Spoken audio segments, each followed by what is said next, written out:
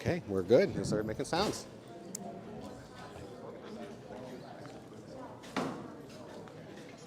I don't know if is this working? Oh, you have to turn those on. There's a switch on that. I just did. I thought I pushed it up. Don't bring them too close to each other. Did I turn it on over there? Maybe. You can sit here, Bob.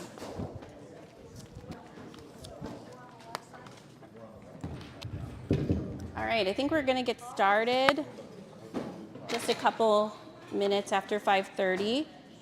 I want to say welcome, everyone, and thank you so much for coming. Many new faces, so really quickly, we're Wildfire Safety Advocates of Waikoloa, and we're so happy you're here. We meet monthly with the community. This month, in lieu of our regular monthly meeting, we're inviting our District 9 County Council candidates here to speak with us and talk to the community. Next month, we'll have the mayoral candidates here. It'll be the same first Wednesday, same time, October 2nd, I want to say. And we really hope that you'll join us for that as well. We're a grassroots nonprofit community-led organization. We just started in March, and we've made a lot of progress. So for the new faces, what we've learned over the past meetings is it's very helpful to do a quick rundown of where we are specifically in terms of a second road for Waikoloa Village. And our group is focused on a little bit more than that, but that is our primary concern that we're advocating for. That's what we're going to start with. This is Matt Chalker, and he'll be walking you through that. And then really quickly, if you did not already take a little question sheet, if you have a question that comes up, please go ahead and write that question down. Find anybody here with a red shirt on or a name tag and bring it up, and we will ask your question either to the candidates, if that's who it's to, or whomever your question is for. And we're also selling some things in the back where we are trying to fundraise to be able to do more events like this in the future. So thank you very much. Here's Matt. Okay, hi everyone, I'm Matt Chalker. Actually, I'm gonna use this one, I think. I'm gonna turn this one off. I wanna walk, I like pacing.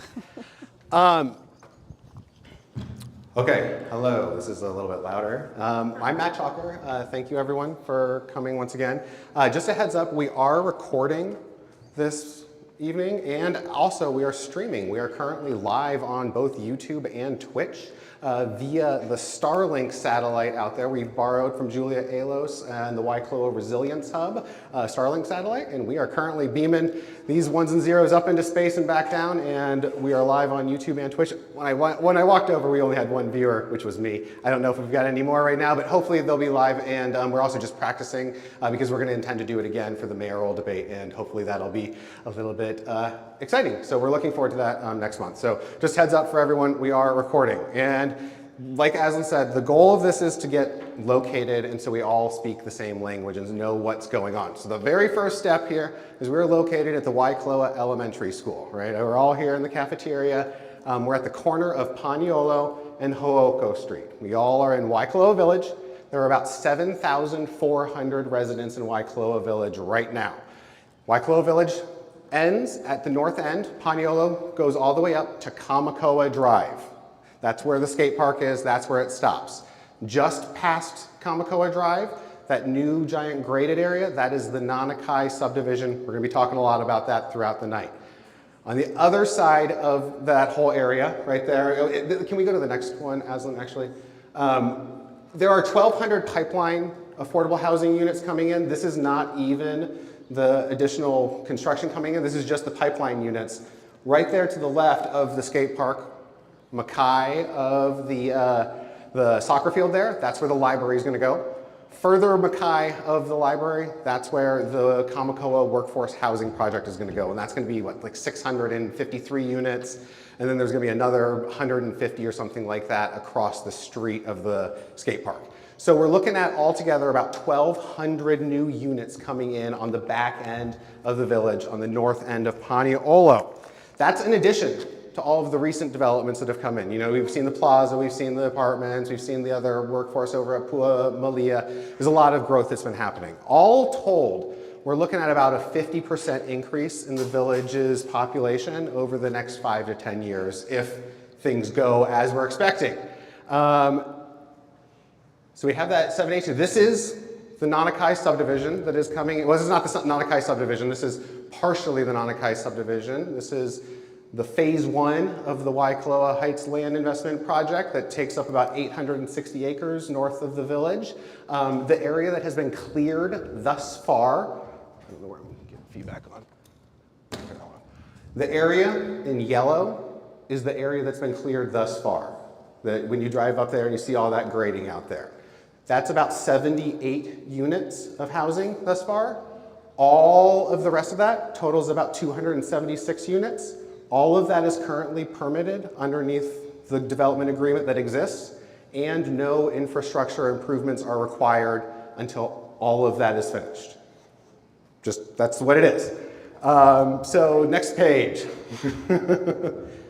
Bob and I, we're going to talk a lot about plans and where money comes from and everything. Bob and I have become members of the Citizens Advisory Committee for the State Transportation Infrastructure Program. And this is a slide that we got a week and a half ago from that program. You can see we're looking at 154% difference in the number of households in the Waikoloa area, more than double, and that only registers as a 59% increase, only 11,000 people more. We aren't really sure what those numbers are. We've already asked after them. Point being, a lot of houses are coming into the Waikoloa area and a lot of people. Like that's just baseline, we know that's happening, right?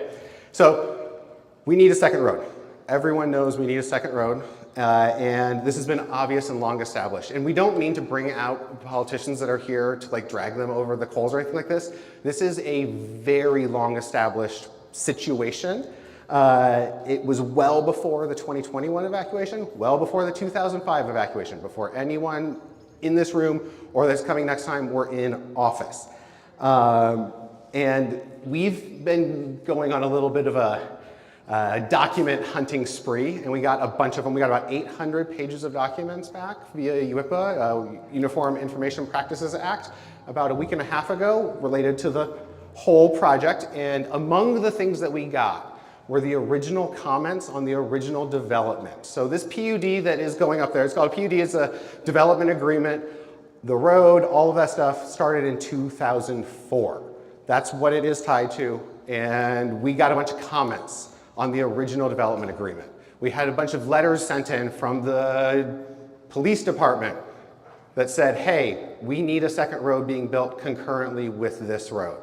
We got a letter from, what's the next one? This was in 2004. These letters came in 2004. This was from the county councilman who was actively sitting in the seat in 2004 saying, hey, we need a second road to be built concurrently with the development. And finally, from the Waikoloa Village Association, from the general manager at the time, John Schick, the only way for us to get out of the village is via Waikoloa Road, and we desperately need a thing.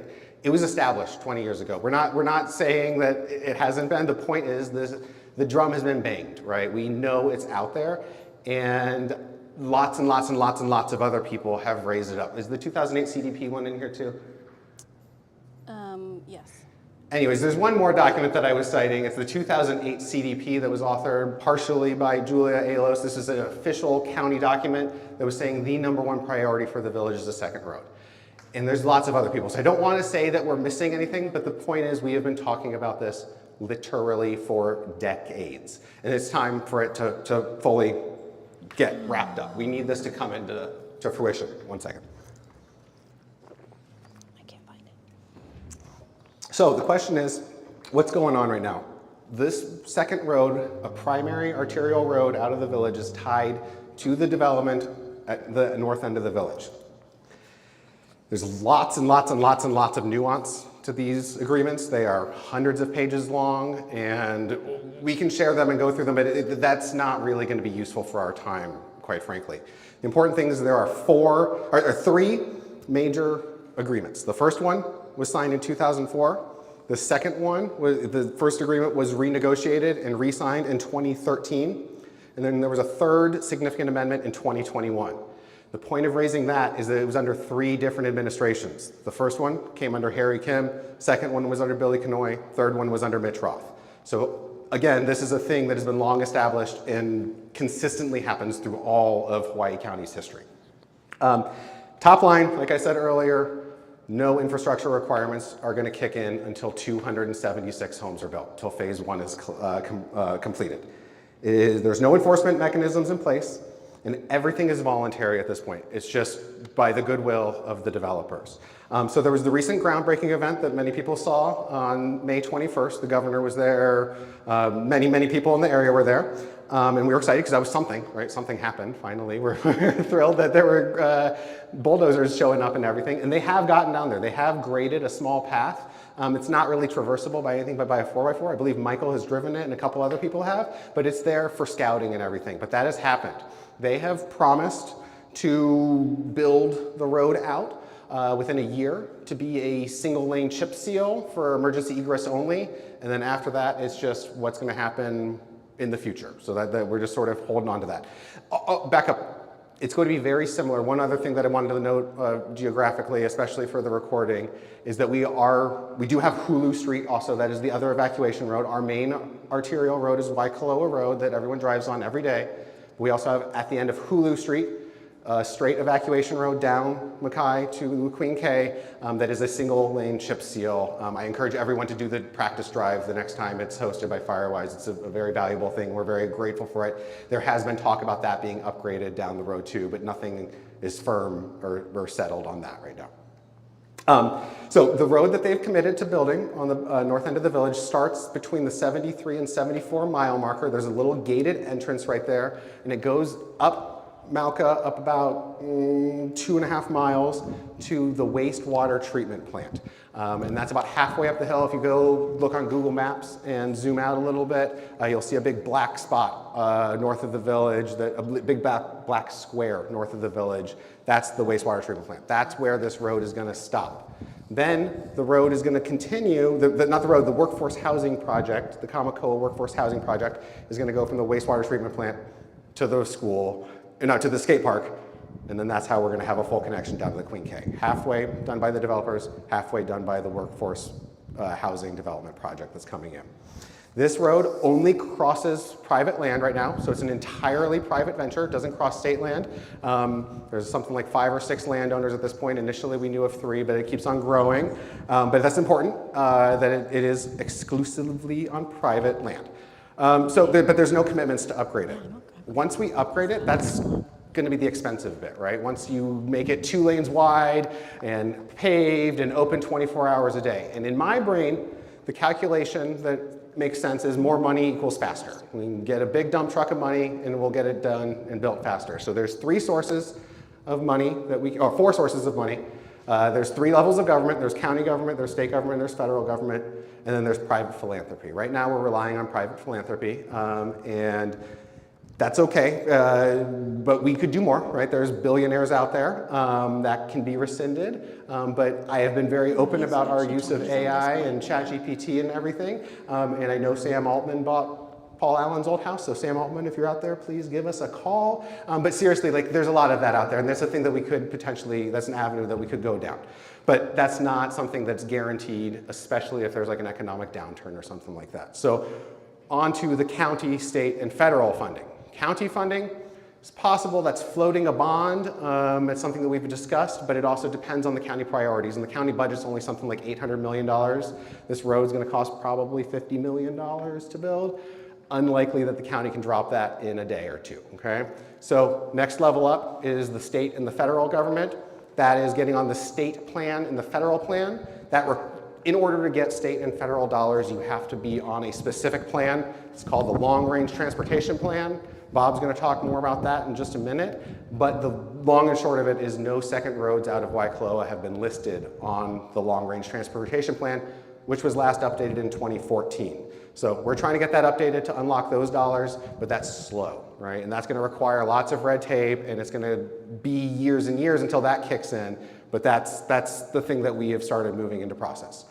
So that's sort of where we're at. I hope that was clear enough. I think that I'm being told to wrap up and pass it on to Bob to talk about the long-range transportation plans and the general plan and sort of the distinction and all that. You ready, Bob? Okay.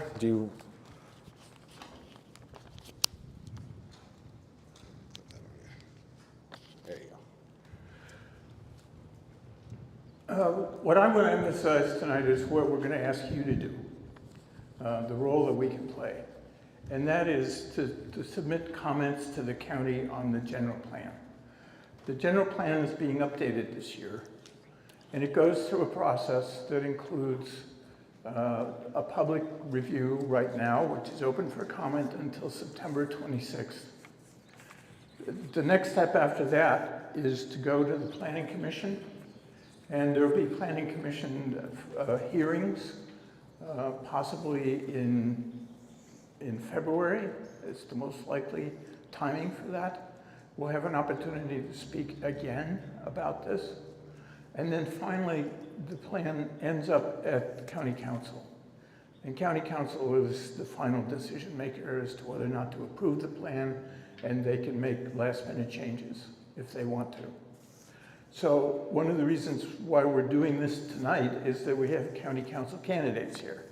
We want them to hear what we're concerned about and what we would like them to do.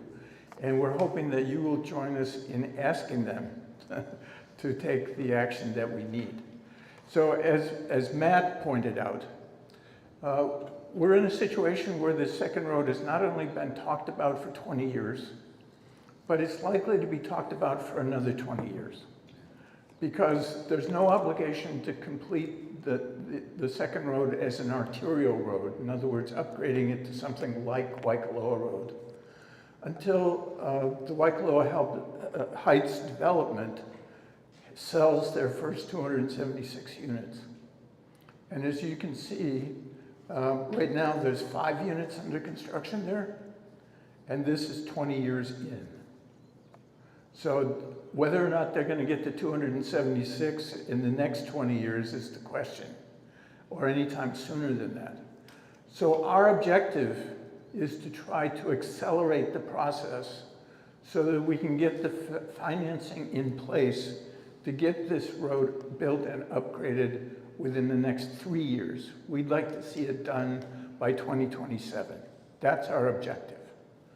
And the way we can see doing that is to complement the resources that are being put into this by the developers with some public resources. What form those public resources will take is something that will ultimately have to be decided by the mayor and council. But there are steps along the way that are important to make that, to allow it to happen. In other words, open the door to that possibility. And as Matt mentioned, this project has to end up on the state transportation plan for Hawaii County. That's the long-range transportation plan. Until the project is on that plan, it's not eligible for either state or federal money. It would be eligible for county money, but it's unlikely that county money is going to be enough within this 3-year window. We need to be able to draw in some state and federal money to get it done within our 3-year time horizon. So getting it on this long-range transportation plan is important. And what Matt and I have been learning as a result of our participation on the advisory committee appointed by HDOT is that they are going to pay attention to what's in the county plan. So this window of opportunity for commenting on the county plan between now and September 26th is our window for getting the county to prioritize this project in the county plan, which will then become a major signal for the state to put it in the long-range plan, to put the project in. So we're taking a look at the county plan, the general plan. It has 3 projects in it that would link the north end of the village to other roads in the region. One of them is expanding Hulu. One of them is this Kamakau Drive extension from the north end of the village down to Queen Cay. And the third one is a route that would run from the north end of Paniolo Drive all the way out to Kauai.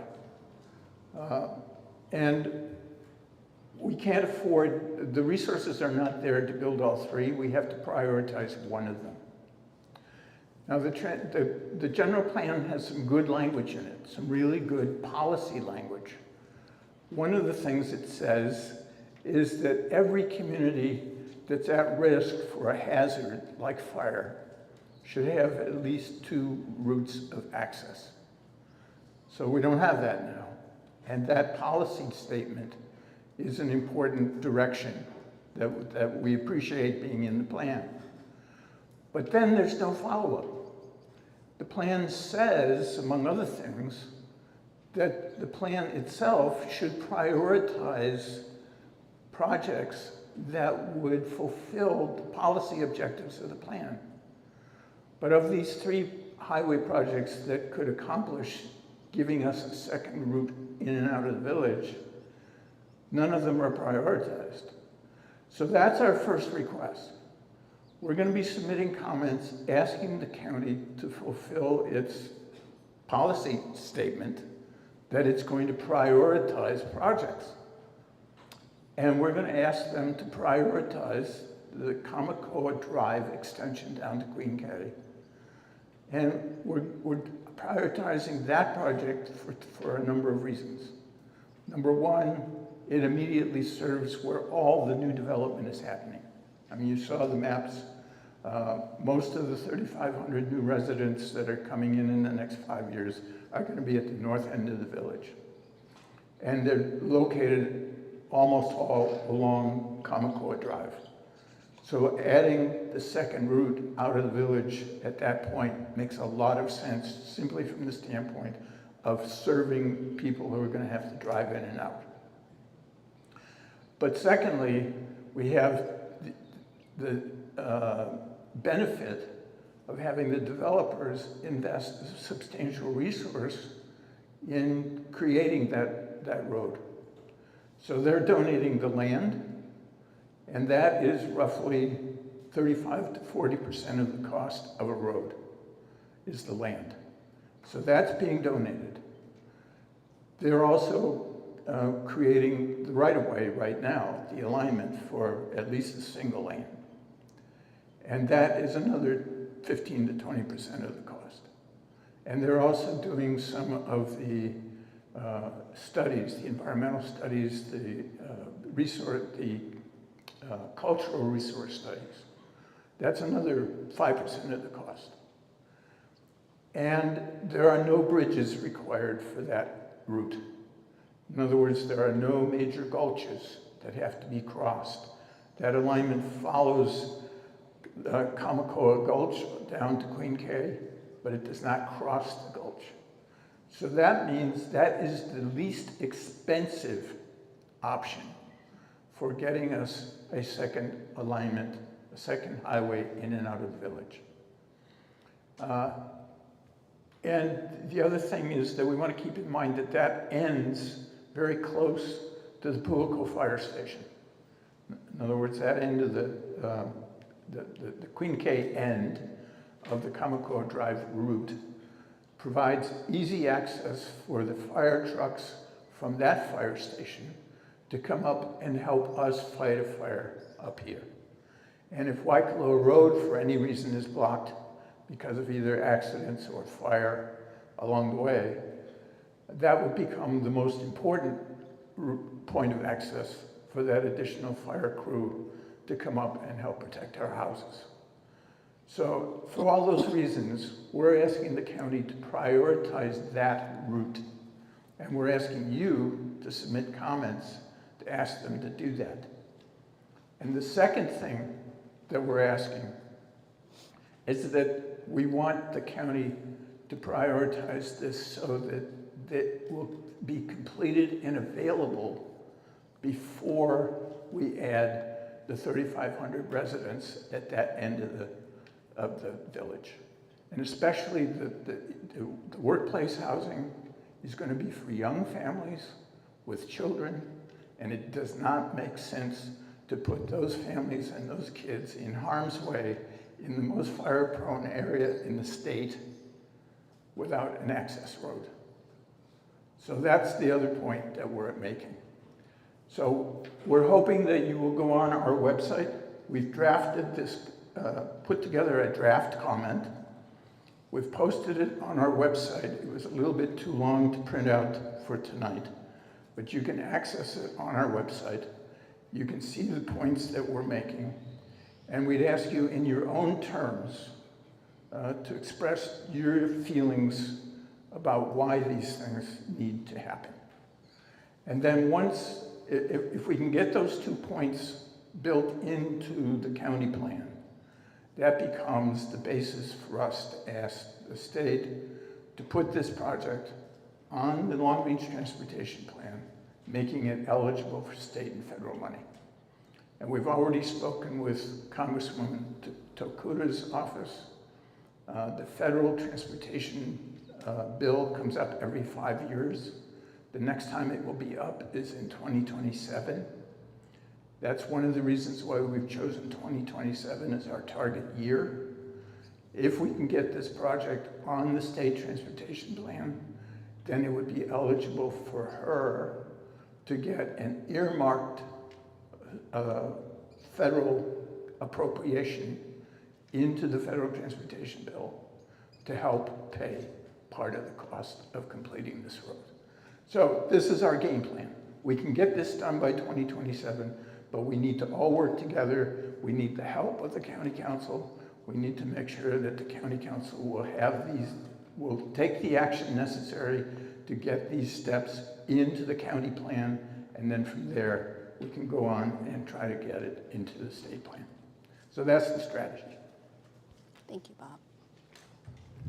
Thank you very much. Can I ask our candidates to come up now? And while they're getting settled, we're moving to the candidates forum portion. If you have questions about anything we just ran through, please write them down and submit them.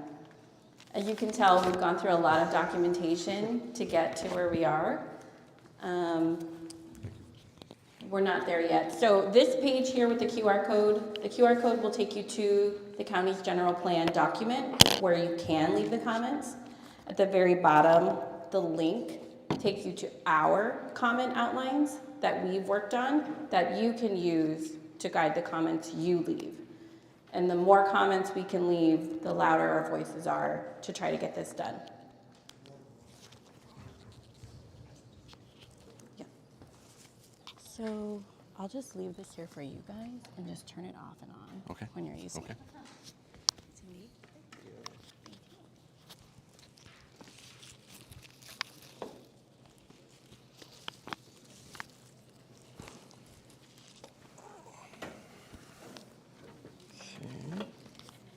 As long as I don't touch it. Okay.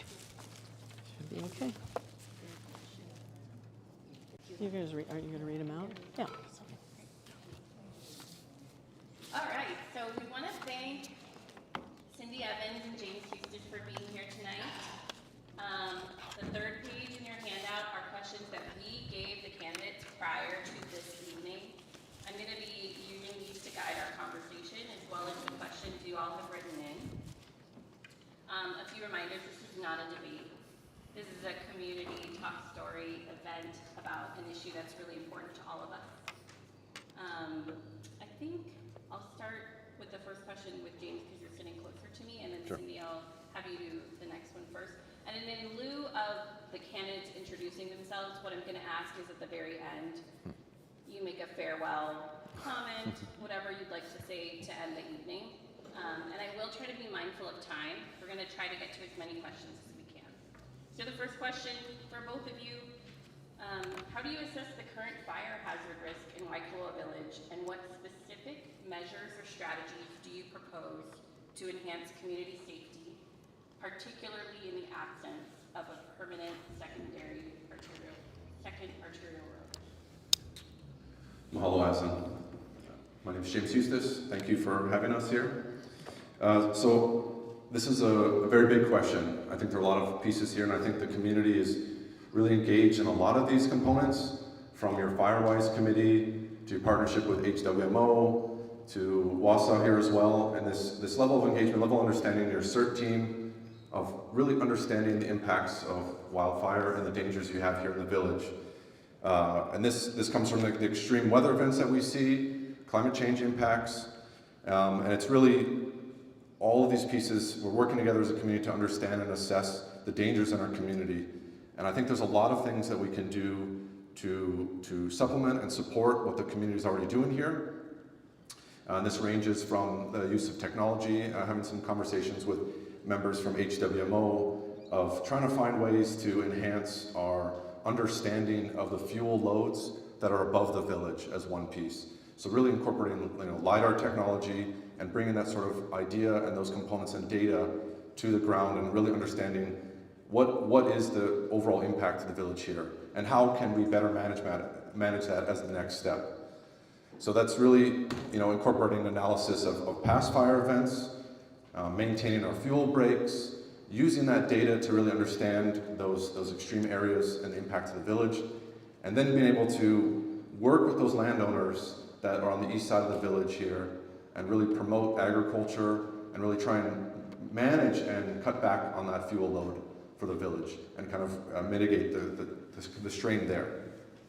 There are other systems that we can incorporate, from catchment systems to better mitigation and management of the wild animals that graze the grasslands. I think you see the goats, anecdotally, firefighters are saying, yes, they're reducing the fire load, but they're not targeting certain areas. So I think there's a better way we can manage some of those herds, whether we capture them and kind of keep them in contained spaces, or really push with those agricultural landowners above the village to really have an onus that they are kind of on that safeguard line to protect the village. Beyond that, we really need to push on the installation of our emergency sirens here in the village. This is a long wished for solution, and really one solution for the village that's been long wished for and not really come to fruition. So we need to kind of keep pushing on that. And then also, as I said, partnership with the WVA, the HOAs, Firewise, HWMO, Water Service, on opportunities to educate the residents from overall better preparedness, strengthen our channels of communication within the community, and develop those kind of channels. Make sure that our residents are signed up on our NICSO alerts and emergency services. We only have about a 10% volunteer sign up on our NICSO alerts. It's only 10% of the county population really is receiving those direct messages from our civil defense teams. This also talks about preparedness. So emergency kits, really understanding and working with the community partners that know our residents that need medical support in emergencies. We don't all know, maybe some of our certain members know residents that need help during evacuations, but that data needs to be kind of captured and analyzed and make sure that our emergency responders have that information. Beyond that, we need to work with WVA and landowners around here to maintain any of those interior lots or vacant parcels.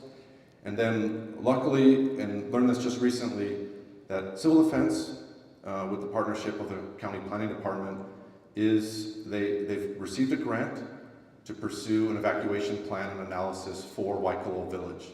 So they will be conducting a study at the beginning of next year, and we want the community to be involved in that process from start to finish, to really be engaged in that, and it really will help us understand the needs for this push we're making for the second arterial road. So having that greater understanding of what our current assets, the limitations, and what they provide, and where we go from there. So I'll leave it at that. Thank you. Cindy, do you want me to repeat the question? No, thank you.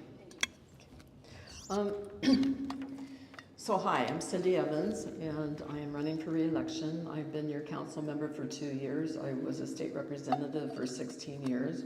I was the chair of public safety when in 1 year we had wildfires here in Waikoloa, Maui, Oahu, and Kauai. We had the 40-year flood in Oahu, and we had the earthquake that all of you experienced, I believe. That was pretty bad. And it all happened in 1 year. And what came out of that is Linda Lingle at the time, she called together a group to have a briefing and try to really understand what worked and what didn't work.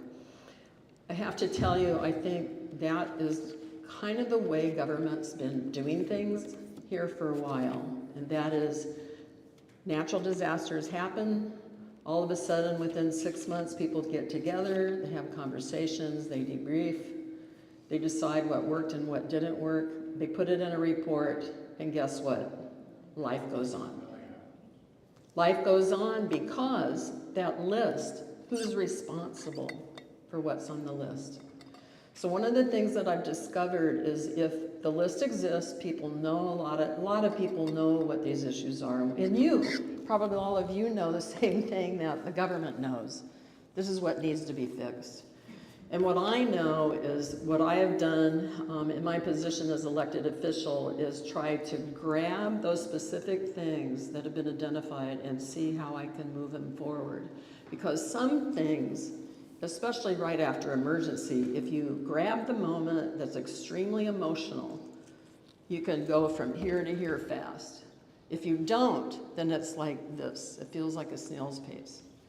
So when we had the wildfire here in Waikoloa, and I was the chair of public safety, I called up the guy that was the head of our state civil defense and asked him to do an emergency proclamation so we could put the second road from Waikoloa down to the highway. He agreed with me 100%. He drafted the emergency proclamation.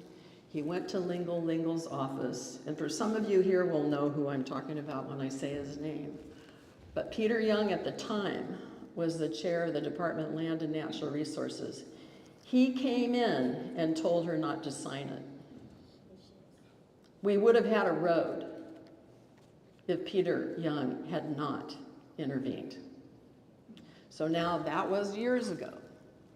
So the question I've had is I've reached out to Jill Takuda also and said, Jill Takuda, I need to have a conversation with you. The other thing is I think the state representative and the state senator play a huge role in what we're talking about. Why?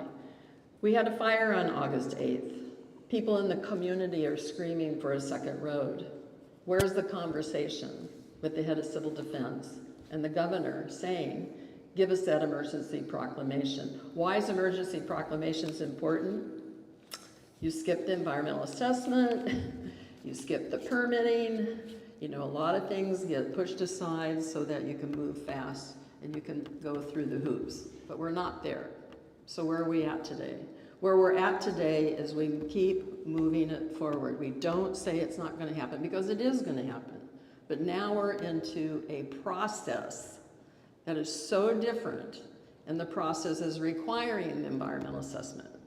You know, it's requiring community engagement. It's requiring getting on these plans. Well, so be it. If that's what we do it. So what I do is I kind of know the problem, and I think James knows the problem. I think we know the problem. The question is, who's the decision maker?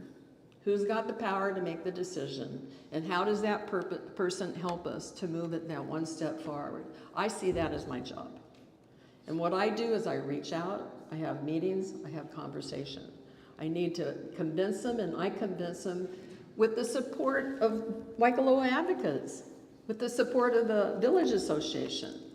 You know, you have the voices behind you, the grassroots, strong voices behind you when you go in talking to these decision makers and you say to them, this isn't Cindy Evans wanting it. This is Cindy Evans speaking for all these people that are out there and the ones that live. Here's the thing that I tell them. Until you have experienced an August 8th in Waikoloa Village, you probably don't understand what post-traumatic stress syndrome is, unless you've been in some type of tragedy or some huge event in your life. Maybe you have PTSD, but I have to tell you what bugs me right now is there's PTSD. Our community in Waikoloa has been traumatized. And that's not okay if we don't start making a difference. So this is how I talk to the mayor. This is how I talk to Talmadge Magno, who's supposed to get these sirens, right? So I talked to him the other day. Guess what? The equipment. The state finally got the equipment on island. The county's done their part. They've given permission, the right of entry, the location in our parks. But now it's up to the state because the sirens are owned and installed by the state of Hawaii, not the county. So the state has been the ones that have been holding it up. But Talmadge told me the other day, the equipment now has arrived on island. So I call all the time, I bug Talmadge and say, Talmadge, you aren't the one that installed the siren, But you're the one that has that personal relationship. I said, and if you can't do it, guess who I have to call? The mayor.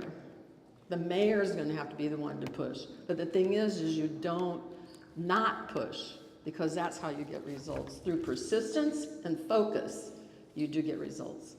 Thank you. Thank you, Cindy. The second question is also for you, Cindy. The completion of a new emergency evacuation road via Kamakoa Nui Drive is currently reliant on private landowners.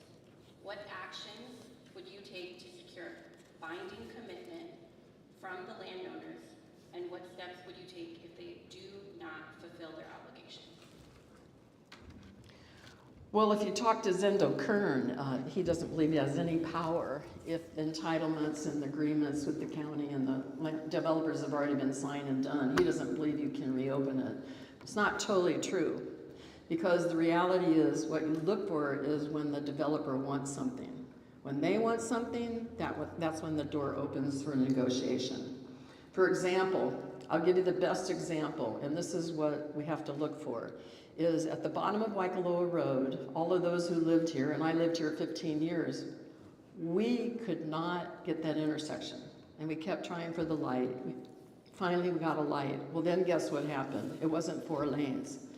And so all of a sudden, all those people that were in the Waikoloa resort area said they needed a second road out, because they would have been, if there was a tsunami down at Waikoloa Resort, they couldn't have gotten out. We all know that, right? Because we saw the Hilton and we saw the Waikoloa Vacation Rentals, the Bay Club. They were screaming as loud as this community. We cannot get out if there's a tsunami. And they were screaming, oh my God, why can't we get that intersection? Why can't we? All of a sudden, what happens? They being Waikoloa, whatever development, decided they needed to get across the highway. I don't know what was on the other side of the highway, but for some reason, they needed to get access and onto that highway and get across to the highway. The district manager in Hilo understood how people were screaming at the Waikoloa Resort for that road, and he knew that. At least he knew that. He was, I think, ready, set, go. And he said to me, you know what? He wanted something. You know what I told him? Put the intersection in, connect that road, get that light up, put in those turn lanes, and then I'll sign the agreement with you, because you want something from the state, you need to do that. That is how. That's how it happened. So we're going to have to look for the opportunities and know that this developer is going to want something. And we have to be ready to pull the trigger when he wants something and say, you want something? This is what we want. We have to know what we want, be very clear, and actually ready, and be very clear on what we want. And they keep talking about this. You keep hearing things about this emergency, 1 lane, chip seal for the access, but you and I, all of us know we want a road. We want a second road out of the village. Is it the same alignment, or is it going to be a different alignment? If it's a different alignment, then we can't be waiting around. We need to make decisions on what we're going to do and where we want it and how we want it, so that when that happens, we're ready. We're ready to say what we want. Thank you. Thank you very much. James, Private entities also contributed to that intersection. The Hilton, $5 million. They did. And so on and so forth. So it was not just the county and state. Right.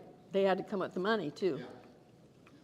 James, you can either answer the same question, Yeah. or I can give you another question. What would you I'll stick with this one for now. Okay. Thank you, Hassan. Because this is really relating to public funding, and you kind of wanted to hear if we're committed to, funding this project, helping to expedite the project like Bob talked about. And yes, this, as we're looking at Kamakoa Nui and that vicinity, we have county workforce houses going in. So county has an obligation to be a partner and a part of that process. The county has a role at that table to work with the private landowner and be really that conversation driver, and work with the planning department, and then also bring the state partners in if we need those dollars too. So I think this is really crucial to help expedite the process, as well as move the project forward to get it on the STIP, the State Transportation Improvement Plan, which is a long-range plan, guided by the state, that receives federal dollars in here. The question we received also talks about, you know, the negotiation, potential negotiation, and the contract and agreement that currently exists with the landowner and the developer there. And as Matt and Bob talked about, this contract's been negotiated a couple times through different administrations. So I don't know what that means. If a new administration comes in, are they going to renegotiate the contract too? So that's something to think about as well as we look at the election year here too.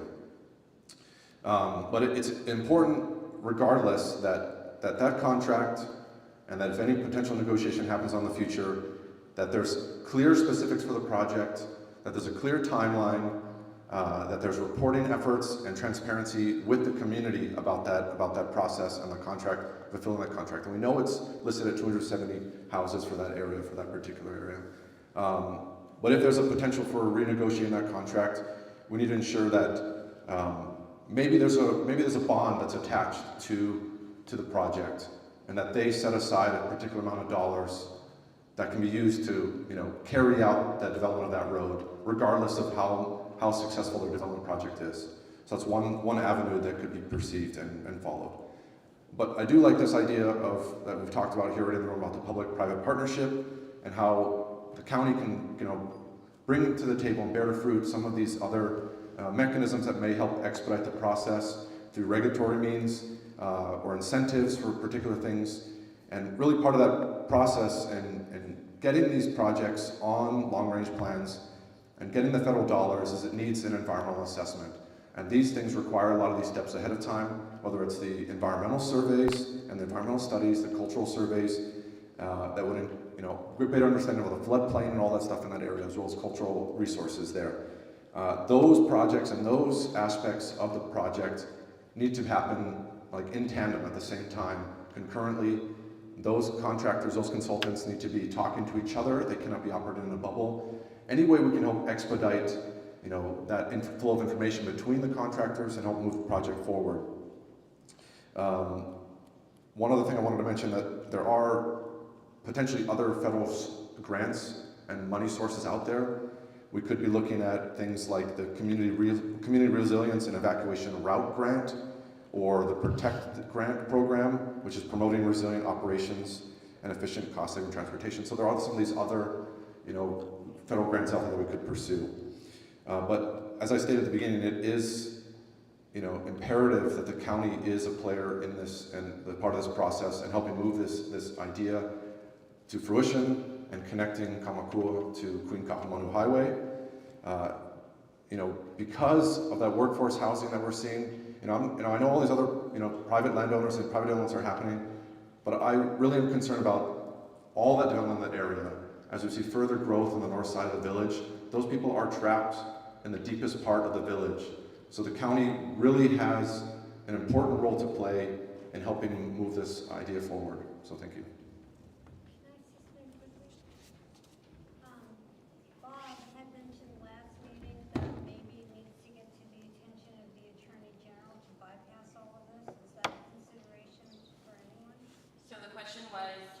Directly to the Attorney General. At our last meeting, there was a mention of bringing this safety issue directly to the Attorney General, and your thoughts and review on that idea. Sorry, I won't turn it off again.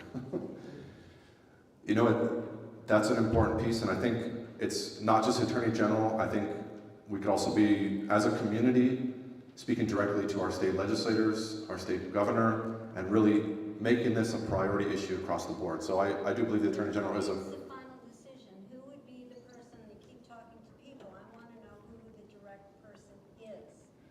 Why are we not speaking directly? It depends on, you know, what kind of pool of money we're going for. If we're going for state dollars, then we need to talk to state legislators. We need to talk to the governor, Ed Sniffen with HDOT. If it's specifically dealing with county funds, then it would be through the council and then the mayor's office. And if we pursue federal dollars, then we bring in our federal legislators and so forth. So, Cindy, did you want to share anything on that? Yeah, thank you. So who in the room sits on the South Kohala Traffic Safety Committee? Okay. Patty, Cindy, Michael?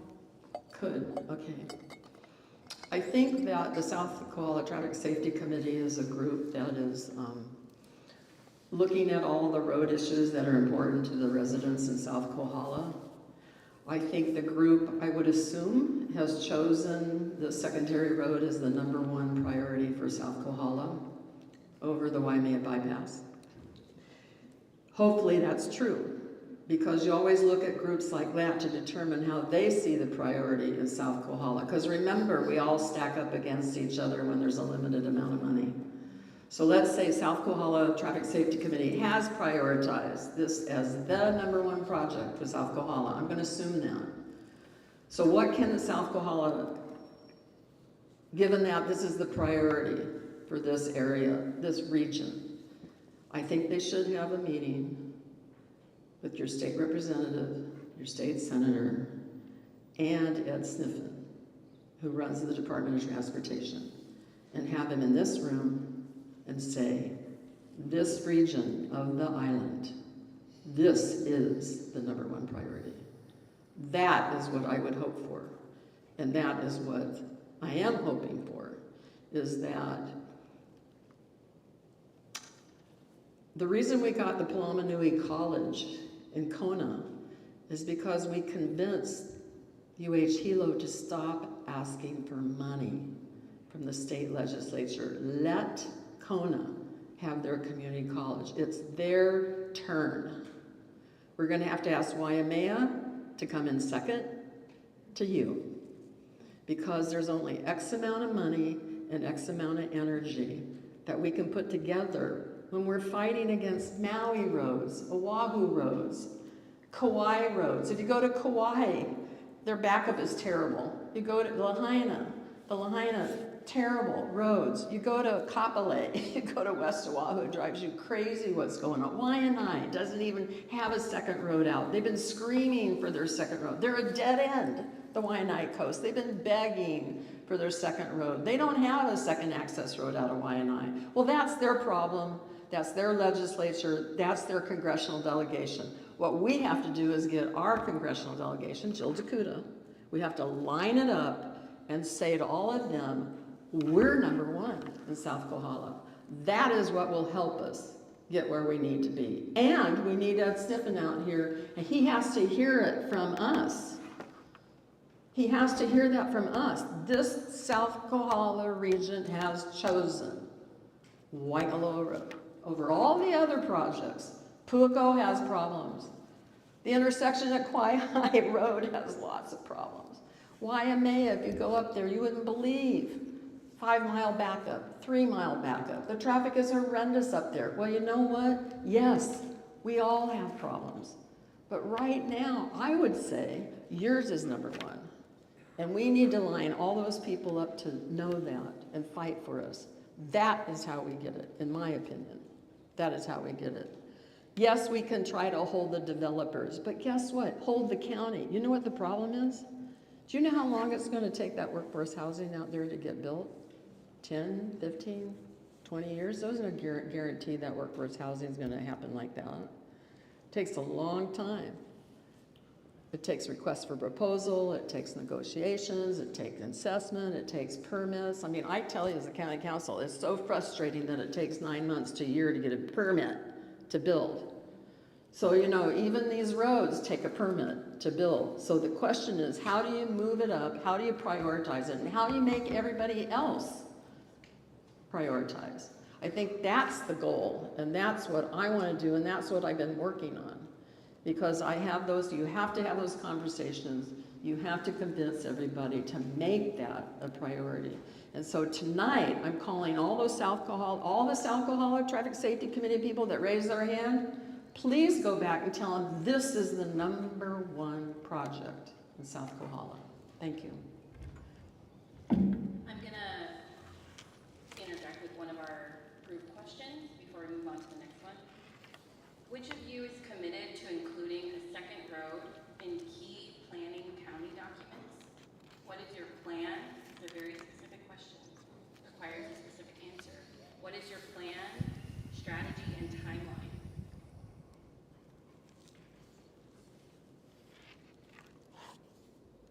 I can repeat the question. No. First of all, what plan? You want it in the general plan? The general plan is our focus right now, Okay, is it in there? not as a priority. But it's in there. The general plan says we will prioritize projects, but it does not prioritize projects. So that's what we're asking for. It's in Is there, that it be prioritized? but it's not prioritized. Well, I definitely will amend the general plan, but the reality is the rate of how the process is and how it's going through the process. I'm kind of hoping that between now and the planning commission meeting, that somehow it makes it on there. Otherwise, we have to talk to our planning commissioners and try to get it on there at that level. If it finally ends up, in front of the council, trying to get it at that level.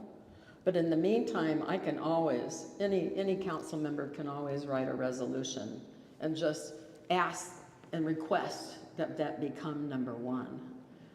But I would say when you have the mayoral candidates out here in October, you try to get them to say, I will choose that as the priority project for South Kohala. That, I think, is you want the commitment from both of those candidates to hold them accountable to that. Because one of the things that I've learned is that the way we on Hawaii County deal with our federal delegation is different than how they do it in Oahu, how they do it in Maui, and how they do it on Kauai. And the way it's done on this island is we let the mayor choose the projects. Well, when the general plan gets to the county council, it'll be next year, right? So we don't know which one of you will be our representative. Great, so we'll present the same question to James. So my first step would actually, after I leave this evening, I'll be taking your comments that you have on Wausau, and I'll submit them as my own personal comments as a first step. We have an upcoming meeting, an opportunity to engage with the general plan as well. October 26th, anyway, it's a Monday coming up for South Kohala up in Waimea. This is another opportunity. I will make my comments heard then as well, being in a private citizen role, and then follow this process through the stages, and then if elected, and if it's not on there, then I would help to amend and make that change to the general plan. That is important. As you mentioned, I'm looking at this page 274 of the general plan, and it shows all those roads across South Kohala, but it doesn't have any asterisks or star or names or anything, right? It's this very general broad stroke of these are roads that we wish for across South Kohala and North Kohala, but I can tell you right now that the one road that they show there is probably not very likely going on Kawaihae Road. There are some challenges along Kawaihae Road and current development projects that are moving forward, and I don't think that road is on their radar. So it's great to hear from this organization and community members that there is a priority, so let's push on that together. I agree with you on that. So I'll leave it there for that. The meeting for the general plan for South Kohala 23rd?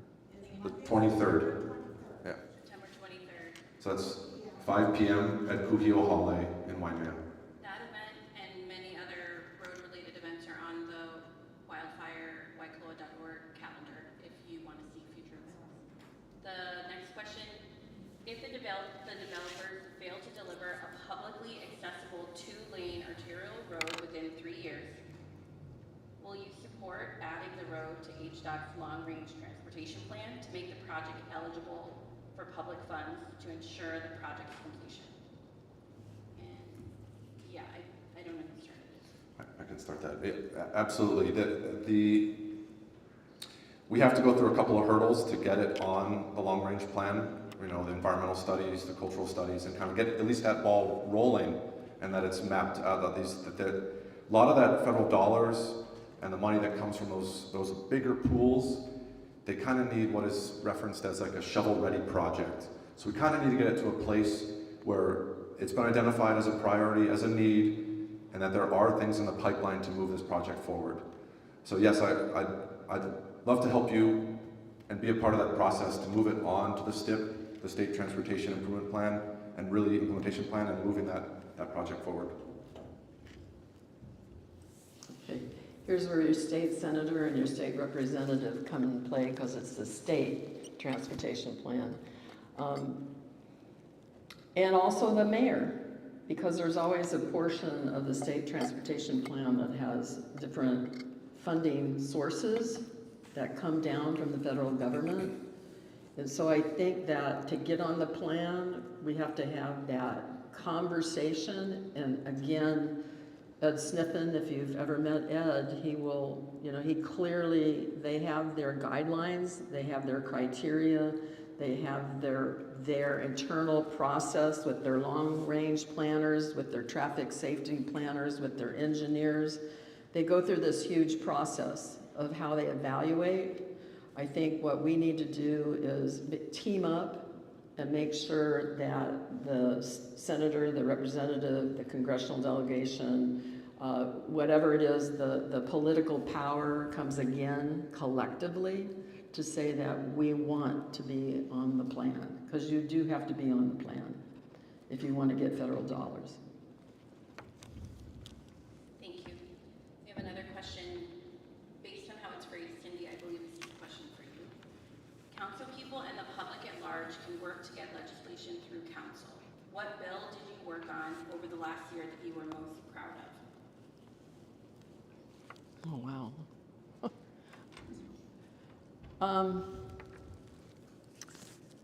Well, there's a couple I'm working on right now.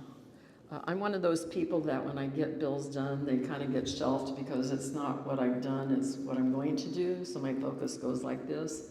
So one of the things I worked on this last year that is right in front of the council and the planning commission is cell towers. That will actually affect Waikoloa. I understand you have 2 or 3 cell towers coming up here in the village here shortly. What I discovered is in code, we don't have any regulations on cell towers. We don't have any requirements and restrictions on placement, on how close to schools, how close to houses, a fire safety plan, things like the insurance requirements, liability requirements, access to the towers, none of that is in there. And so my bills really drilled down on what the requirements are and the permitting fees that will be for putting up communication antennas and cell towers. The reason I did that is because the community here in Waikoloa, you have members here in Waikoloa that brought it to my attention, and I had members up in Kapa'au and Hawaii that brought it to my attention. It was a lot of heavy lifting because we had to work with the Federal Communication Commission, the Federal Aviation Commission. We had to reach out to the Public Utility Commission, the State Land Use Commission. We had to work through all those regulations to figure out how can we regulate cell towers in our community. I'm pretty excited about that. The new one that's coming out that I wanted to announce that I'm excited about is I'm going to be asking the mayor to put together a county radio plan. And the radio plan is because of what happened with Helco telling us that they're going to shut off the power in one of these, like the wind, red flag warning, it gets windy, they're going to shut off our electric power. How are we going to learn about what's going on in our community, about what's happening, road closures, evacuation? I think we want to do it through radio. And so I'm asking for a county radio plan in terms of how we're going to work with our amateur radio folks, how we're going to work with our private radio stations, our public radio stations, how are we going to use that as a way to communicate, because people can have batteries and can get on the radio. And so I'm really excited about that bill that I'm putting forth. Thank you. Thank you. Next question.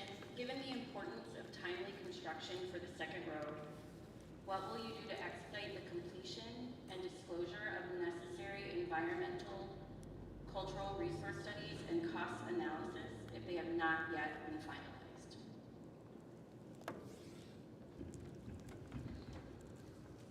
So these are important steps, as I mentioned, as part of an environmental assessment to be able to get those, long sought after federal dollars. So the question is asking about public disclosure of those documents? No, expediting Expediting, okay. So as I mentioned kind of previously, it's these projects need to have funding, first of all. So these are going to be contracted by businesses, individuals that are going to conduct environmental analysis. They're going to go out there and they're going to look about endangered species in that specific area, in that corridor, that's with that alignment area, as well as looking at cultural resources. So this sometimes, and I've been a part of these processes too with the Waimea Trail project, these cultural studies usually they can take a long time. They can take a long time. And it has to be this regular engagement, so it's this opportunity to engage with the community.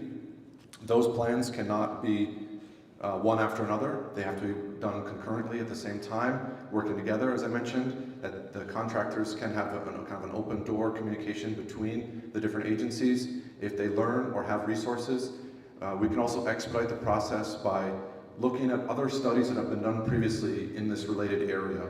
So we look at Daniel K. Inouye Highway, for example, and that extension that is on the books, and that is also documented in the general plan. You can kind of see it there and kind of allude to that it's on the map. But that EA, that environmental assessment, has already kind of moved forward in a sense of process, and some of those studies have already been done. So if we look at past studies, that's going to help move the process along further. And then, of course, there's always bringing community into the room during those community meetings with those contractors. There are people in these spaces that you may not be hired by those agencies, but you may have specific knowledge and specific resources based on your time living here, based on your history in the community, that maybe will provide insight to those contractors that they can then expedite the process from there. So there are a couple different ways to move that process forward. Thank you.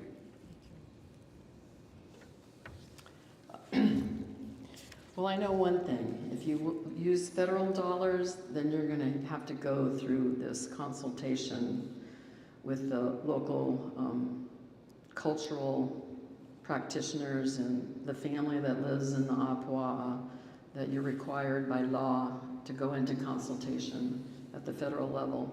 And for all of us who went through the pain of the Kona crawl, that was why. They had to consult with the family descendants that lived in that Apua'a, and they had to enter into negotiations as the federal government, staff at the federal level, staff at the state level, and the descendants had to get together and start negotiating on consultation on what they're going to be doing with burials, important cultural sites that are of that land. And there is no time frame. There is no, you have to get it done in 1 year. What you have to do is show regular effort to have conversation, regular effort to find reasonable cultural ways to work with the local people and how they protect or how they move those really sensitive cultural sites. So I know you want your road real quickly, but if you have federal dollars and they go into a consultation process, we're kind of hostage in some ways to that process and those conversations. So that's just one. But in terms of just normal EAs in a cultural assessment, we do have professionals on island, and they've already been vetted by government, and they will just contract with them to get it done. Thank you. Thank you. The next question is from the audience, and it's directed to James. How does your extensive experience on other committees and in local groups help you going forward? How do these experiences better prepare you for county council? Thank you for the question. I've been involved in a number of different community groups through the years. After returning here from my college years from the Waimea Community Association, and I was the president for the past 4 years, and then I was also the chair on, these are all volunteer roles, so in a sense they give me this experience in the community to engage with community members that are passionate about certain projects and certain ideas. So say for example the South Waikoloa Traffic Safety Committee, I was the chair for the last 7 years. And then I've been a part of the Waimea Trails and Greenways project in Waimea for 12 years, I think now. So I've really been, invested in community projects that people come together on and have the conversations. They're never easy questions sometimes and easy conversations. Recently, with the Waimea Trail project, we had some pushback from the community. We were seeking some state dollars through, actually it was a federal grant going through the state to pave part of the Waimea Trail. And I know there is some pushback on the community on paving. It would create greater accessibility for those across the different spectrum in our community, as well as allow us to have the actual dollars to put in physical bridges and legitimate bridges on the trail there.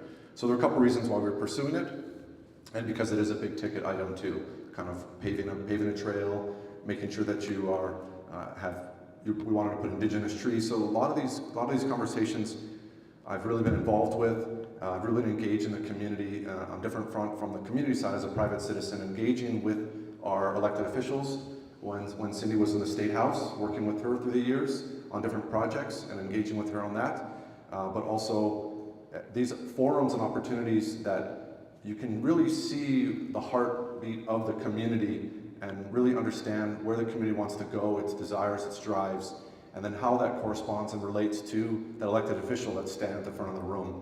So really having that understanding of how we can work together and move these items forward, and really being a part of that policy building process from the ground up, from the community, from you and your fellow neighbors. Thank you. Thank you. Cindy, the next question is for you. You've held council office for a while now. We see you at various events. Over the years, we haven't seen you push for a second road. With the onset of WSAW, Parker, and other people supporting a second road, how will you now step up, get specific, and get something done? Well, it's called style. So some people want me to get mad, some people want me to scream, some people want me to pound. That somehow that works for some people. They want me to do it that way. I don't do it that way. My style is behind the scenes. My style is knowing who is the decision maker, when the decision's made, because you remember federal deadlines, October 1 to September 30th. State, county, fiscal year, July 1 to June 30th. What I know is there's deadlines. If you miss a deadline, you may have to start all over again. So what I know is that I work this all the time. I never forget about it. I never forget about it. The thing is, a lot of people just want me to scream and yell and be vocal. I can show it to you right now if I need to. But I don't think I need to, because the deal is I have to persuade, I have to move the needle, I have to keep it moving, I have to be conscious of the deadlines, I have to be conscious of the opportunity. But more importantly, you won't get the road if you don't have Waikoloa safety advocates. You won't get the road if you don't have the Waikoloa Village Association. You won't get the road for someone who carries the torch when you have the next mayor, the next state representative, the next senator, the next governor, the next congressional delegation. You have to be the glue. You have to be the one to keep it going and going and going. How do you think we got the library? 20 years. Waikoloa Village is going to get a library because 20 years the Friends of the Library, Waikoloa region, never gave up. They always carried the torch. They always moved it to the next, to the next, to the next. They always were there when we said to them, State Representative, I got to get the money. How many? 500 letters and petitions, the students here writing letters, we want our library. What, the villages, the leaders of the Waikoloa Village, or the Friends of the Library, volunteers, got 500. They sat at the school, they came, or sat at the KTA. They got those petitions. I remember getting them in my office. I went and had them printed. I walked into the finance chair, the Senate, the senator that was responsible for education and the state library, and I went into their office and I go, you don't think my community doesn't want a library? Here. And I gave them the stack. I said, look, my community wants the library.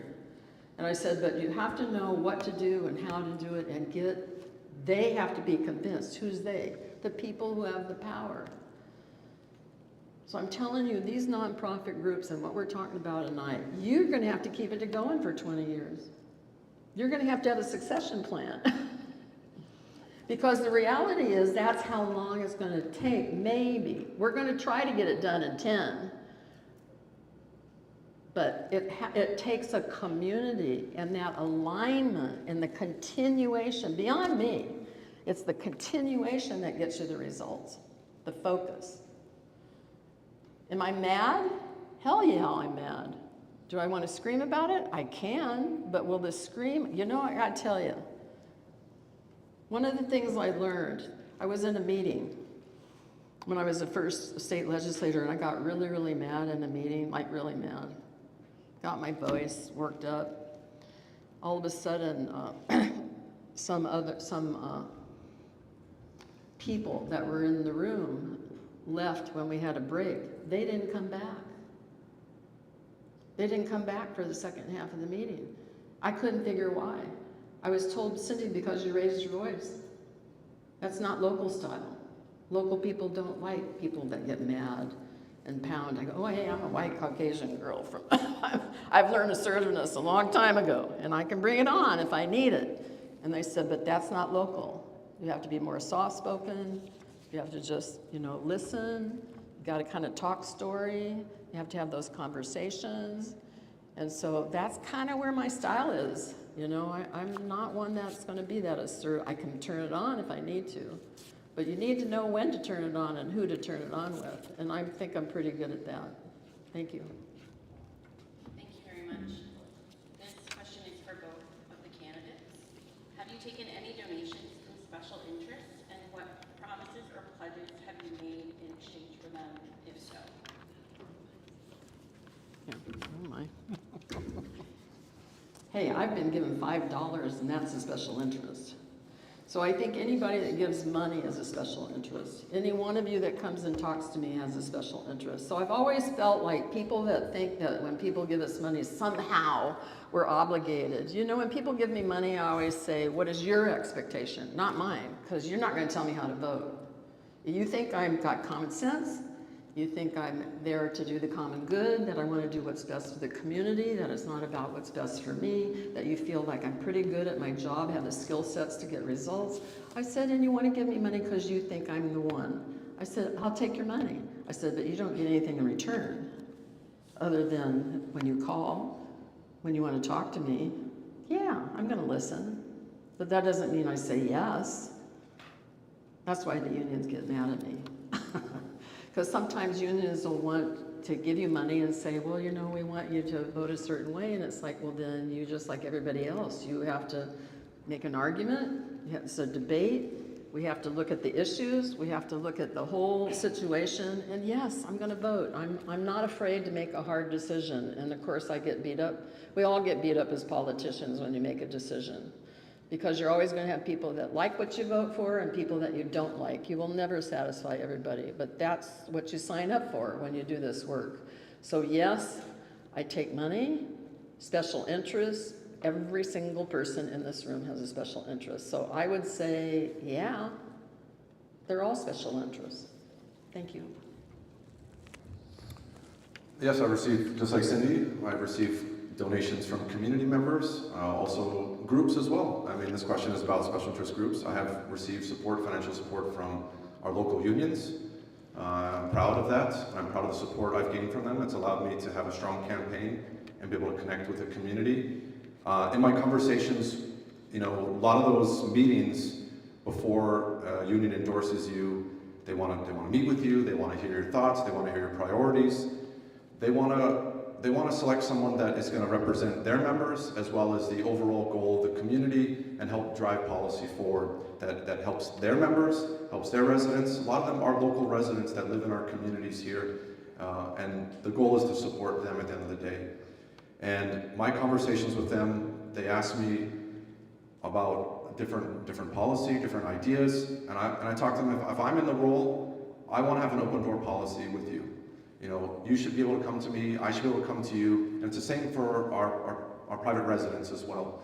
I want to have a space where you can come and talk to them about issues, because they're important to you. You are passionate about those things, and there will be issues that are passionate for our unions and our local members there, and so we need to have conversations honestly and openly with them as well. And I'm happy to be a partner with all these different parties and really learn what makes them tick and how we can support all the different facets of our community. So, thank you.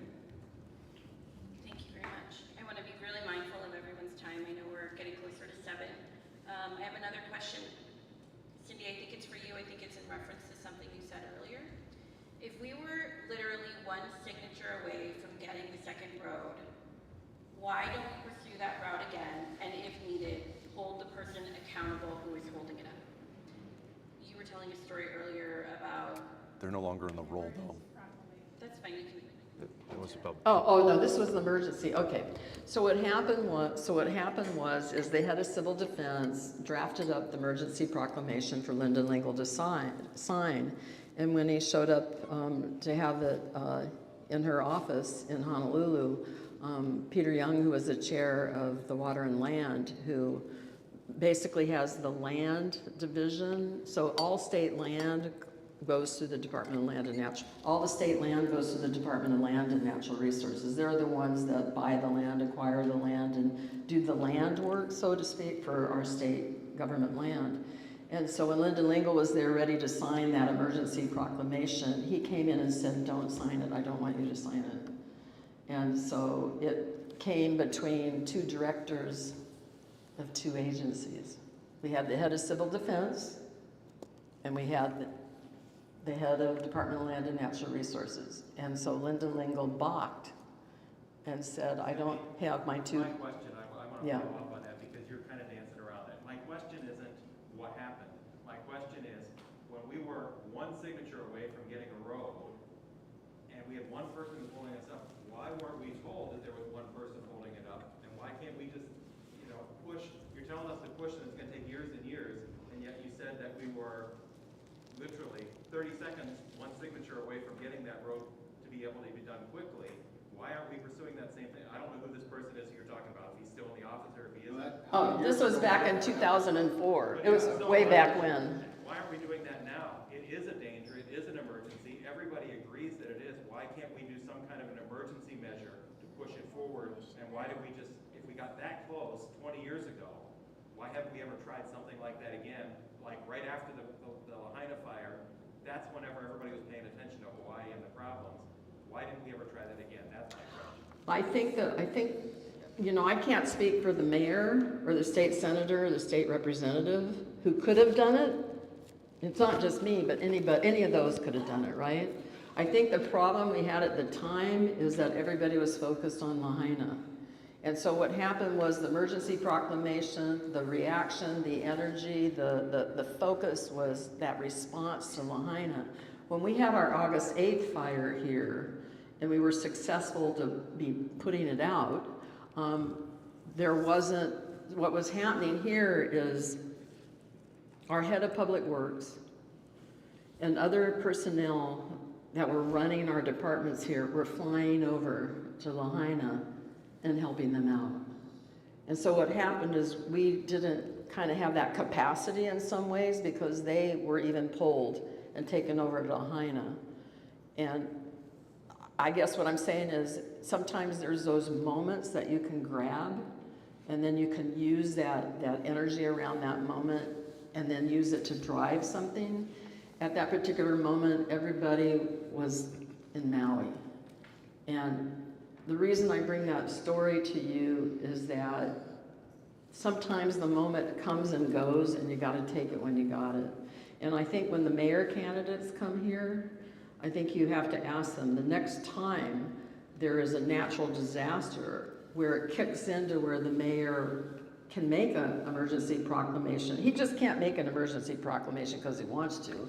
He does it because he's reacting to a natural disaster that raises to a certain level that he can, according to law, make the emergency proclamation. So the next time it raises up to that level, which we don't want, but if it does, then let's ask him, use it.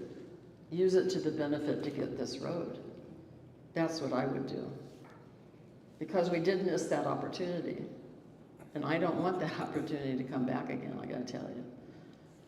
But I think that the Lahaina took that opportunity away at the time. Did you want to, oh yeah.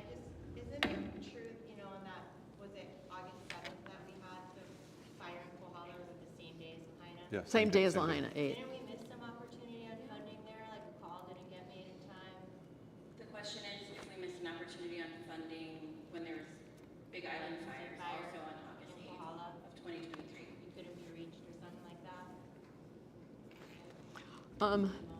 I suspect we would have to ask the fire chief and the civil defense kind of where their heads were wrapped around right after that fire, how they saw opportunities.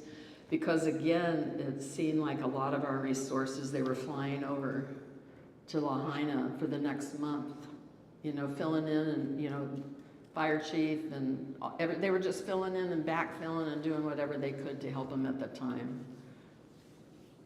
Considering we do have a study that's gonna happen, you know, by civil defense, if we don't act and there is a disaster, well, we see what has happened with the lawsuit and, you know, millions and billions from county, state, all the money that could have been used potentially here, a lot less money to build roads and infrastructure. Like, at what point is this just gonna be negligence? For the amount, not one more house being built, we need roads, not one more house. No, it is, it's our government's responsibility. We all pay tons of taxes along the coast, property taxes. There's one little small corner of Keo. I mean, there's tons of money. I understand it needs to get delegated, but this is an extreme hazard. These are our families. We're all working to support the coast there. Like, at what point is it just like negligence? And I understand it moves slow. I get it. I've lived here my whole life. I've lived in Waikoloa my whole life. I've been here for 35, well, but you know, a while. I'm jealous. 42. It's way long overdue. It feels negligent at this point. I guess it's not. Whichever one of you wants. I just wanted to add one thing to that, because I think both you and your mom, correct, practice real estate, so it's, no, just your mom, right? Okay, sorry. But I think we have, there's an opportunity here to have, and I know there are people in the room, and I've had conversations with Waikoloa residents that moved here not knowing the risk of fire. So I think there's an opportunity we could pursue, and this would have to work with our state legislators as well, to have realty disclosures on, you know, extreme hazard areas. I mean, we're going through a crisis now with insurance and condo insurance and all these things, and these are not being disclosed. I mean, we also have coastal flooding areas. I mean, it's not just fire, right? But there's an opportunity to have this as part of the practice and part of home sales, so that people at least have the knowledge and have the understanding that, yes, I'll take on that risk. I think that's something we can pursue, and it maybe can start chipping away at some of that a little bit. It's part of your question there. Thank you. So, I think, tell me if I misspeak, but both of you will stay for a few minutes after if anyone else has additional questions. But because of the time, I think we'll have each of you give your final remarks to the community. That would be great. If we could start with Cindy. Sure. James, Yeah. thank you. Okay, thank you. Well, I would be honored to represent this community for 2 more years. I'm asking for your support to be reelected. I've worked really hard to try to be in every corner of this district. It's North and South Kohala. I have an office up in Kapa'au. I meet in Waimea on Thursdays. I come here once a month on Wednesday evenings, trying to be accessible to this community. I have, you know, I'm just trying my hardest to reach everybody in every corner of the district, and each one is so unique. This is such a wonderful, I can't tell you, I think I have the best, of course I'm prejudiced, I think I have the best region and district of the island. It's just amazing. Lots of challenges. You know, I bring a background of community service. I think my sense of duty comes from, you know, my parents, my grandparents. It's a value that I take with me. I do this because I love it. I'm passionate about it. I feel, in some ways, I wake up and feel like it's a calling. I mean, some people ask me, why am I interested in being an elected official? And I think I feel like all the things that I've done in my life and my upbringing, it really gives me an opportunity to use it to the best of my ability. And with your support, you know, I'd love to continue and really make a difference. I think we can move the road issue. I think we can move probably getting a new school in Waikoloa issue. There's a lot of things that can be done for Waikoloa, for example. I think it can be moved forward, but I really, really, really hope that this issue of the road will take years, and I hope that the group stays active and continues. Whatever happens, it needs to continue and stay continued, because it will take the focus, it will take the commitment and persistence. And I have known over the years, because I've accomplished an awful lot as a state representative. I got the harbor, the South Kauai and the North Kauai boat harbors down at Kauai High. I did that. It took many, many years, a lot of work to get that done. I'm very proud of what happened at the harbor. And the library, all those things, even the classroom building over here, Building H, I got that, money for that. But each one takes getting on the list, getting the persistent, staying focused. But at the county level, a lot of it is about just relationships. It's about communication and working with other people. Because a lot of things, it's not about just legislation. A lot of it is just about meet and greet, education. You know, that's why I like to have the quarterly meetings here, because one of the things I realized is that people in Hilo, many of those people that represent all of us, have never set foot ever in Waikoloa. And so bringing them out here so that they can drive, that they can feel it, that they can actually experience it, I think is a game changer. And so I believe that is why I've done that, and I would continue to do that, have these quarterly meetings. I have one coming up. The next one we have coming up is going to be on invasive species, the coconus rhinoceros beetle, and other invasive fire ants, and things that change our lives, you know. And I'm going to invite them to come and talk to us. But, you know, the thing is I know that we're neighbors with all the other people on this island, and they need to understand Waikoloa. So that's been one of my goals. And again, with your support, I will definitely continue. Thank you. Mahalo. I want to thank all of you for spending your evening here with us, kind of hearing some of our thoughts and also hearing from you on things that are really of concern to you. I first wanted to mention that tomorrow evening up in Waimea, the Waimea Community Association will be holding their monthly town meeting, and Director Ed Sniffen with Hawaii Department of Transportation will be one of the speakers there tomorrow. So I do encourage you to either watch the meeting online, they live stream it on their website, waimeatown.org, but you can always go in person. So tomorrow night, it's at the old Mamani Bakery at 5:30 p.m. And so Director Sniffen is one of those speakers there. And so Ed Sniffen is the lead of airports, harbors, highways. And so he's at the state level. So he's really a key piece of this conversation. So I do encourage you, I know it's a Waimea meeting, but I do encourage you and take this opportunity to interface with him and speak with him about, you know, your concerns here for Waikoloa Village and the immediacy we need to see and the change we need to see here. You know, the numbers that Matt put up on the screen are pretty staggering. It shows this extreme growth, specifically in South Kohala. And I know it's not happening tomorrow, but this is something that's projected. The county is on board with this. The county's identified this community in particular as one of those major growth areas. So we need infrastructure that matches the growth and the capacity of our communities. I mean, one of the other questions that we were posed, and thank you for sharing the questions out of us, it made me have an opportunity to really think about the work that you're doing as a community group. You know, one of those questions is about infrastructure. And it's not just, in my mind, it's not just about the roads and the importance of having that second access road as the village expands and expands and expands. But it's also ensuring that you have your fire station is adequate, that you have a police station, that you have an emergency shelter, whether that doubles as a gym for the community. There are these other pieces that need to be put in the pipeline, and I don't see them anywhere in the pipeline. So we need to get those ideas moving forward and expand these opportunities and really meet the needs of the community. I mean, I feel for the people that live, and I have not lived in Waikoloa Village, but I feel for you and those that are at the very far end of the community here that would be trapped in a disaster event. You know, that's crushing.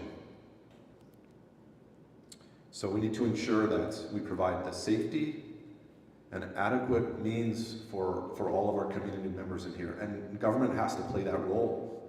Government has to be at the table, has to work with the landowner, has to work with the developer, has to bring in these key components to really move these items forward.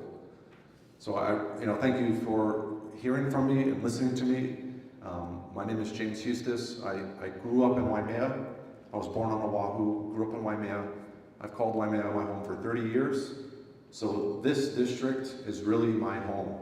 And I hear from you. I've been to many meetings through the years in Waikoloa and hearing from residents and meeting people. And I really hear your passion. And I want to work with you on moving these ideas and items forward. And this is really akin to, and this group could be that impetus and that driver, what was seen for the Daniel K. Inouye Highway, which was a Saddle Road Task Force. And I think there's an opportunity to kind of have something like that, whether it's this group taking the lead, but having the community, having electeds, having the different players and different components, different agencies a part of that conversation to see this through to the end and make sure that we provide this much needed asset for Waikoloa Village. So mahalo nui, I hope you all have a good evening. Please drive safely, and I'm happy to talk to you in person afterward. Mahalo. Thank you very much, and thank you both so much for your time. I think we can give them a round of applause. Thank you. Truly, we appreciate it. They're going to stick around for additional questions. I think we want to thank them specifically, both of them agreeing to putting this second road in the county plan so the county is officially on record that this is the highest priority for transportation. Yes, we want to officially thank you for committing to putting the second road. Thank you so much. Please stick around for more questions if you don't mind, if you're able. Yep. And for everyone, that second page has the guidelines for the general plan comments. Please leave comments